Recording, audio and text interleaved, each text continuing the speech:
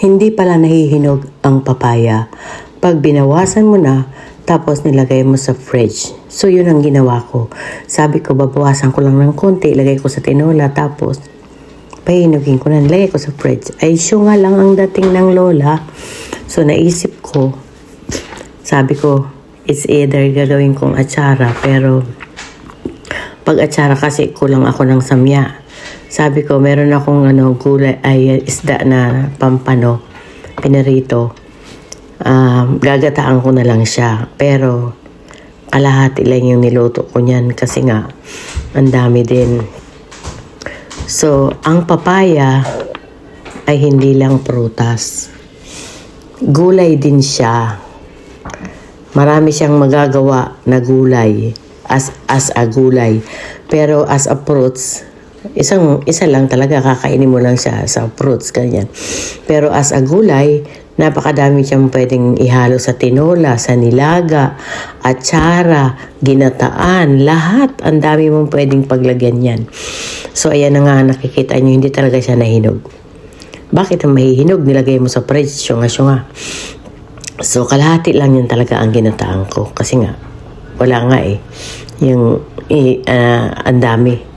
Hindi ko kayang ubusin. Slicein mo lang siya ng thinly. Ano na ito yun? Napakatagal ko nang hindi nakakatikim nito. Siguro mga 2 decades na hindi ako nakakatikim na yan. Ngayon ko lang talaga siya naisip gawin na. Sabi ko, naalala ko yung ginataan ng nanay ko noon. Na pag nagluto ng ginataan yung kahit na daing lang o tuyo lang ang halo, napakasarap na talaga.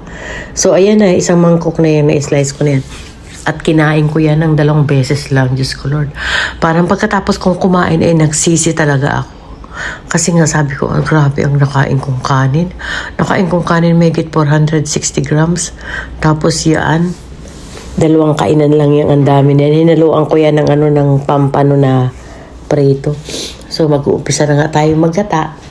Bago tuluyang maubos ang gata sa kakaluto ko ng kakanin. So, ay ito na yung aking pampanong pinarito kahapon. Hihalo ko yung isa niyan, isang slice at kalahati para mas malasa siya. Ayan, nilagyan ko lang ng gata yung kawali. Nilagyan ko ng bawang, sibuyas, asin, at saka yung pampano. Tapos pinagsama-sama ko na siya lahat. Matagal yan palambutin Matagal palambutin yung papaya. So, tinimplahan ko na yan.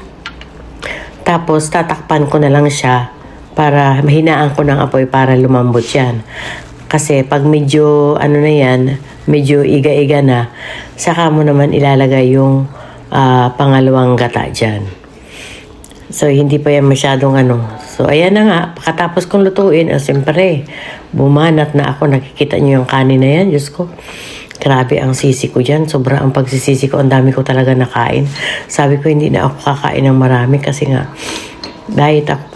Parang ilang dekada na ako nagda-diet. Hindi rin ako pumapayat kasi ang hirap pag matanda ka na magpapayat. Katingnan mo nga yan, medyo pumayat na ako dyan pero yung yung baba ko, doble-doble pa rin. Kasi syempre, matanda ka na talaga. Magsasag talaga yung mga balat mo.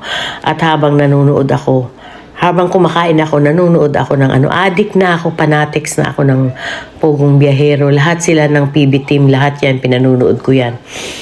Ako'y aliw na aliw. Lahat yan, kila Junjun TV, kila Melvin, lahat yan, kila Raf, Peking Koreana, Pugong Biyahero, at lalong-lalo na yung love team ngayon, yung Chris Pao, na nag-the end na kasi real life na.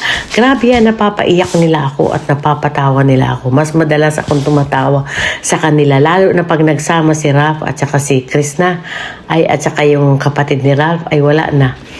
Talaga, ang ngiti ng pangako talaga, ngalay na yung aking mga pangakapapanood. At ako'y tawan-tawa dyan sa dalawa na yun, si Chris na, at saka kay Ralph, kay Rebecca, ay nako. Tapos ako na may inlove dyan sa dalawa na yan. So, ayan na nga, habang kumakain ako talagang, ang sarap talaga ng kain ko, nagkamay pa ako dyan. So, ayan na lang guys. Thank you for watching. Ubos talaga. Said ang pinggan. Sabi ko, nagtira pa ako para bukas. Tinira ko naman talaga yung kalahati. I hope you enjoy.